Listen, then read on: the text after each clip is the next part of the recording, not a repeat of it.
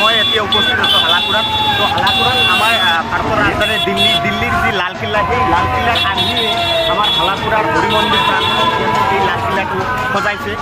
খুব ধুনীয়া হৈছে, আপোনালোকে চাব পাৰিব। আপোনালোকে আহিলে ইয়াত হালাকুৰা আৰক্ষী চকীৰ সন্মুখতে, আৰু লগতে আমাৰ লগত বিগ এনি অসম কেমেৰা পাৰ্চন কানাইৰ সৈতে আছোঁ। আমাৰ লগত থাকক। আৰু মই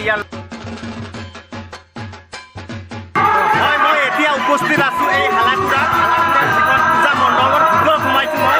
তো ইয়াৰ দ্বাৰা মই ৰাইজক সুধিম যে কেনে লাগিছে